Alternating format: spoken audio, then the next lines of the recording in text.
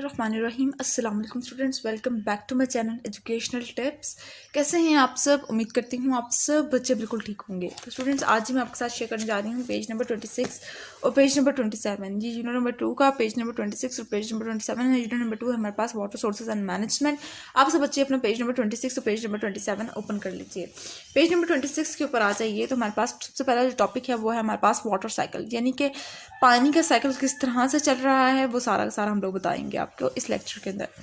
Water cycle powered by solar heat energy is constantly transforming and transporting water around the earth to maintain the water supply of the earth. यानी कि वो ही पानी water cycle start कहाँ से होता है कि सबसे पहले हीट का अब्जॉर्प्शन होती है, उसके बाद स्नो की मेल्टिंग होती है, उसके बाद फिर वो पानी बहता बहता बहता बहता हमारे यहाँ पूरी अर्थ के अंदर यूं करके पानी का निज़ाम चल रहा है।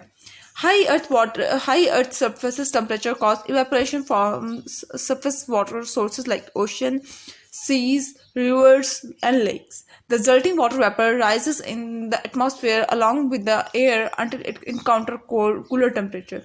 अब वो कह रहे हैं कि पानी जो है वो टॉप ऑफ द माउंटेन जो होती है, यहाँ पे टेम्परेचर हाई होता है, जब यहाँ से पानी मेल्ट होता है तो वो कहाँ पे जाता है हमारे पास ओशंस में, सीज में, लेक्स में और किसमें, रिवर्स के अंदर।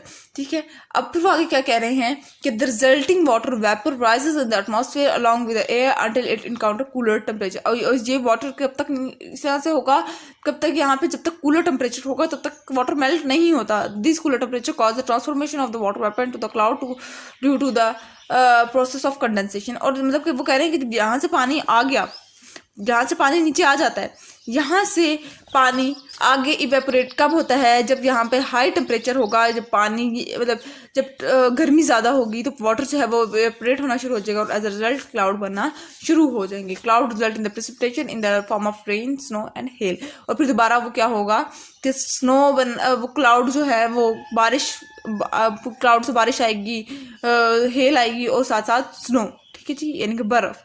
This precipitation adds water back into the ocean, lakes, rivers and ground reserve. ठीक है, और इस तरह से करके ये प्रोसेस चलता रहेगा। यानी कि क्या, सबसे पहले जो यहाँ पे जो हमारे यहाँ top of the mountain snow पड़ी भी होती है, जब वहाँ पर थोड़ा सा टेम्परेचर थोड़ा सा ज़्यादा होता है, जब टेम्परेचर यानी कि थोड़ा सा ज़्यादा हीट मिलती है इनको, तो ये हीट एब्जॉर्ब करके ये क्या करते हैं, वो पानी पिघल के नीचे आना शुरू हो जाता है और वो जाता है किसमें है, रिवर्स, लेक्स एंड ओशंस वगैरह में जाता है। और फिर यहाँ से क्या होता है कि यहाँ से जो पानी होगा वो अगर यहाँ पे टेम्परेचर ज़्यादा है तो वो क्या होगा, वहाँ पे यहाँ से इवेपोरेशन होना शुरू हो जाएगी और इवेपोरेशन के दोबारा से क्लाउड बनेंगे और दोबारा से ये प्रोसेस रिपीट होता रहेगा। ठीक है, उसके बाद फिर आ जाते हैं डू यू नो के ऊपर। डू यू नो में क्या है, हाइड्रोलॉजिक साइकिल। हाइड्रोलॉजिक साइकिल क्या है? Water cycle is also term as hydrologic cycle, यानी कि वाटर साइकिल का दूसरा नाम क्या है, हाइड्रोलॉजिक साइकिल है। It is a total plan of movement, exchange and storage of the earth water in gases, liquid and solid state. ये क्या है, हाइड्रोलॉजिक साइकिल क्या है? ये प्रॉपर एक यूँ कहते हैं प्लान है क्या, किस चीज़ का, कि कहाँ पे वाटर को स्टोर करना है, कहाँ पे उसको आगे भेजना है। और ये सिर्फ ना सिर्फ लिक्विड फॉर्म में वाटर होता है, ना बल्कि गैशियस में भी, लिक्विड में भी और सॉलिड स्टेट में, इन सब का प्लान प्रॉपर होता है। उसके बाद फिर आ जाते हैं नीचे इवेपोरेशन के बारे में लिखा हुआ है। Evaporation is the process in which the water in liquid or solid state changes to vapour, यानी कि भाप की सूरत में जो पानी आना शुरू हो जाता है उसको हम लोग क्या कह देते हैं, उसको हम लोग इवेपोरेशन का प्रोसेस कह देते हैं। अब आ जाते हैं condensation, the process of exchange of water vapours to small water droplet form a cloud where this cloud produce precipitation, यानी कि इवेपोरेशन ऑफ वाटर, छोटे छोटे पानी के कतरों की सूरत में जब वो क्लाउड बनते हैं तो उसको हम लोग कंडेंसेशन कहते हैं। और run off refer to surface flow of water. और रन ऑफ क्या कहते हैं, जब पानी ज़मीन से गुजर रहा होगा, इस तरह से ज़मीनी पानी जो होता है, ज़मीन का पर जो पानी गुजर रहा होता है उसको हम लोग कहते हैं रन ऑफ का नाम दे देते हैं। ठीक है, अब आ जाते हैं नेक्स्ट के पेज के ऊपर। नेक्स्ट पेज के ऊपर आ जाए तो हमारे पास यहाँ पे सीवेज वेस्ट का वो एक टॉपिक है। सीवेज वेस्ट क्या है? Sewage is a mixture of both domestic and industrial waste, यानी कि जो हम पानी का यूज़ करके जो उसका जो वेस्ट होता है, पानी का वेस्ट, और साथ साथ इंडस्ट्रीज में पानी का जो वेस्ट जो पानी का वेस्ट है, उन दोनों को मिलकर क्या बनता है, हमारे पास सीवेज वेस्ट बनता है। सीवेज बनता है। It is a major carrier of disease and toxins, और ये इतने ज़्यादा हार्मफुल होता है कि इससे हमें बहुत ज़्यादा डिजीज़ और ये बहुत बीमारियाँ कॉज करते हैं। Waste water can originate from both industrial and domestic sources, और ये वेस्ट वाटर जो है ये दोनों इंडस्ट्रियल से और डोमेस्टिक यूजेस से बनता है वेस्ट वाटर, ठीक है। It contain water suspended solid and harmful bacteria that must be remove before the water is release into stream. यानी कि ये वाटर इतना हार्मफुल होता है कि इसको किसी भी स्ट्रीम में यानी किसी भी ऐसी जगह पे डालने से पहले जहाँ पर उसका रिसाइकल हो सके ये वाटर, ठीक है, उससे पहले इसके अंदर जो बैक्टीरिया है और जिसके अंदर गंदगी है उसको रिमूव करना होता है। Uses of sewage water. Sewage water के यूजेस क्या है? Sewage water can be used as an irrigation source due to high organic content and plant nutrition. यानी कि इसके अंदर वो तमाम चीज़ें होती हैं सीवेज वेस्ट के अंदर जो कि प्लांट की लाइफ के लिए बहुत अच्छी है, ठीक है, जिसको हम लोग कह देते हैं जिसकी खाद होगी, ठीक है। इसी तरह से अब वो इसको हम लोग क्या कहते हैं, प्लांट को दे देते हैं, ठीक है। प्लांट में तो नहीं वो डिजीजेस होते, इंसानों के लिए वो ये वाटर हार्मफुल है, प्लांट्स के लिए नहीं है। It enhance crop productivity. इससे क्रॉप बहुत अच्छी हो जाती है, जो फसल है वो हमारी बहुत अच्छी हो जाती है। इन सब urban areas farmer usually use sewage waste to grow vegetable and फूडर्स।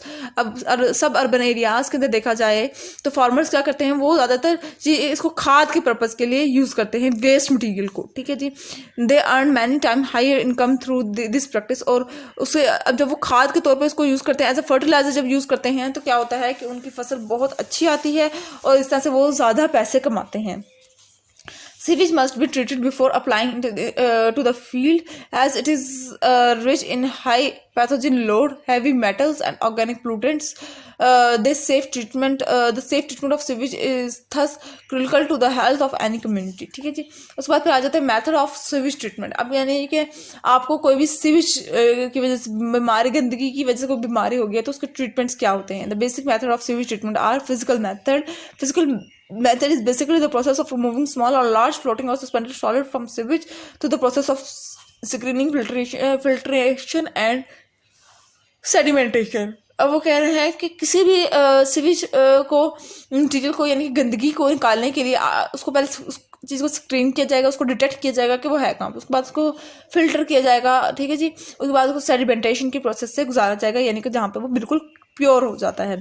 Screening remove paper, word and other large item. यानी कि यूँ कह दीजिए कि अगर एक पानी से आप कह रहे हैं कि हमने वो निकालना है, गंदगी निकालनी है, ठीक है, तो आप क्या करेंगे? सबसे पहले आप लोग क्या करेंगे कि आप सबसे पहले उसको स्क्रीनिंग करेंगे, ठीक है। स्क्रीनिंग से क्या होता है, स्क्रीनिंग रिमूव कर देगा पेपर को, वुड को और जितने भी लार्ज बड़े बड़े आइटम्स हैं ना, इन सबको रिमूव कर देते हैं। फिल्ट्रेशन से क्या होता है? फिल्ट्रेशन रिमूव सस्पेंडेड पार्टिकल और फ्लोटिंग मटीरियल पार्टिकल्स, यानी कि वो जो पार्टिकल्स फ्लोट हो रहे होंगे, तैर रहे होंगे, वो रिमूव हो जाएंगे through filtration. The filtered water is then kept in a large open tanks where the suspended impurity settle down. उसके बाद फिर आ जाते हैं बायोलॉजिकल मेथड।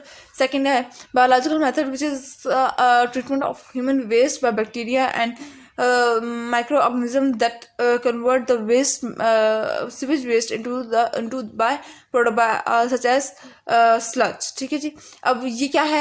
ये ट्रीटमेंट है ह्यूमन वेस्ट का कि उसकी वजह से bacteria and microorganism that convert the sewage waste into the product such as sludge. अब वो कह रहे हैं कि वो ये ट्रीटमेंट वो है कि जिसके थ्रू आपके ह्यूमन वेस्ट बैक्टीरिया और जितने भी माइक्रोऑर्गेनिजम्स हैं वो सारे के सारे निकाले जा सकते हैं किसके थ्रू? बायोलॉजिकल मेथड के थ्रू।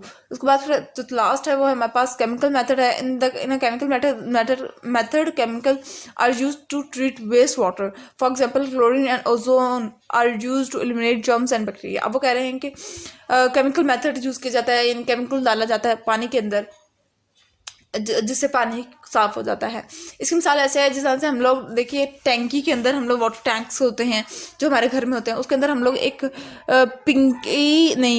कोई एक मेडिसिन होती है जो कि हम डालते हैं और उससे वो ना एक यूँ कहते हैं कि अगर आपके पानी के अंदर कोई गंदगी होगी तो वो साफ़ हो जाता है पानी, ठीक है।